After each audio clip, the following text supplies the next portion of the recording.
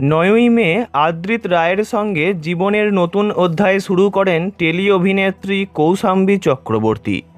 ধুমধাম করে হয় বিয়ের অনুষ্ঠান, তারপর হানিমুন, জামাই ষষ্ঠী, বিয়ের পর আদ্রিতের প্রথম জন্মদিন পালন, সব মিলিয়ে বেশ ভালোই চলছিল।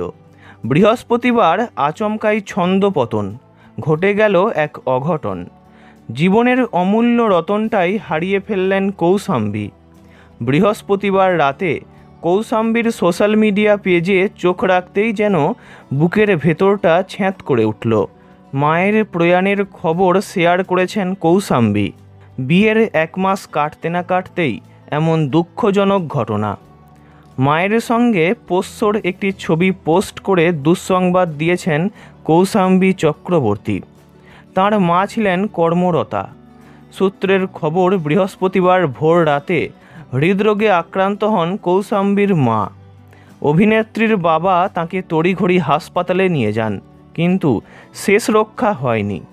আবেগঘন একটি পোস্টে কৌশাম্বী মায়ের উদ্দেশ্যে লিখেছেন, ও মা, চলে গেলে আমাদের ছেড়ে আমি কি করব মা এবার?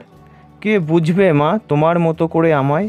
কার কাছে গল্প আবদার করব, কার সঙ্গে ঝগড়া করব? সব করেছো সবার জন্য, নিজের জন্য কখনো ভাবোইনি। এক রাস যন্ত্রণা নিয়ে তিনি আরও লেখেন, চাকরি থেকে অবসরের পর কত প্ল্যান আছে বললে।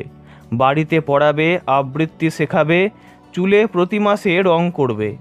কিছুই তো হলো না, কাউকে এক ফোঁটা সময় দিলে না।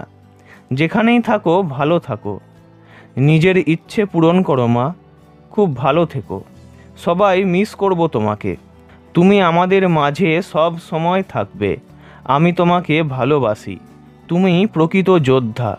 কৌশাম্বীর নিকট বন্ধু এবং তাঁর ভক্তরা তাঁর এই কঠিন সময়ে তাঁকে সমবেদনা জানিয়েছেন। কেউ কেউ আবার খবরটা পেয়ে চমকে গিয়েছেন। অভিনেত্রীর লেখা থেকেই স্পষ্ট, তাঁর মায়ের এই আকস্মিক চলে যাওয়ায় ঠিক কতটা ভেঙে পড়েছেন তিনি। ভিডিওটি এই পর্যন্তই। বিনোদন জগতের সব রকম খবরাখবর জানতে চ্যানেলটি অবশ্যই সাবস্ক্রাইব করবেন। ধন্যবাদ।